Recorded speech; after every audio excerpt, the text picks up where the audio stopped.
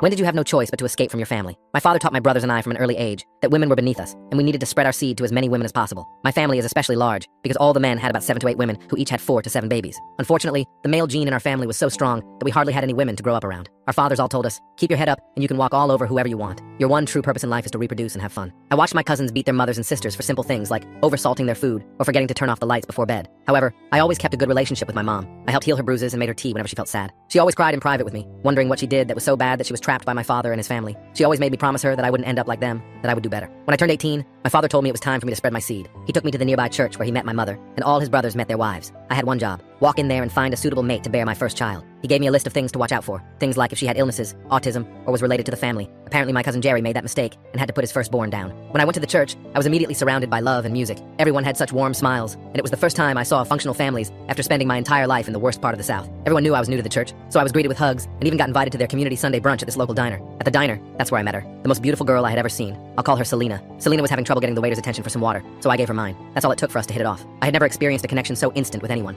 We both liked drawing, grew up with siblings, and had a secret love for cartoons. We ended up exchanging information, and for the first time in my life, I was happy. But when I got back home, my happiness instantly disappeared. There were police officers and ambulances at my home. After asking somebody for answers, I saw a black bag. They let me get one look at my mother. She was bruised everywhere, dead. I knew my father had lost control and had taken her life. I knew the cops knew it too, but they didn't speak up because my dad could get them whatever woman they wanted. So instead, they wrote down on the report that my mother was clumsy and fell down the stairs, that it was all one big accident. I wasn't going to stick around anymore. I packed a bag and called Selena from earlier. I confessed to her, I know this sounds stupid, but I really felt something special with you. Would you want to go on a vacation with me? I couldn't believe it, but Selena said yes. It turned out she also hated her home life and wanted to go away for a little while. We headed up north just to go on a simple road trip. I only had $5,000 from working odd jobs on farms, and she had some money from teaching drawing lessons. We stayed at hotels together, went to amusement parks, and cooked for each other. I had completely forgotten about why I went to her church that day in the first place. All I knew was that I wanted to spend the rest of my life with her. During our trip, I told her, I know I'm full of crazy ideas, but I don't know about you, but I don't want to go home. Then she responded by showing me her phone, where she had already been looking for apartments and jobs. So that's what we did. We got an apartment up north, and I worked doing construction while she worked at a daycare. On the side, I had been saving money to buy her a ring. The day I was going to propose to her, I saw police cars in front of my home. I rushed immediately to see if Selena was in danger, and then I saw a black bag. I told the officers I was the owner of the house and demanded to know what was going on.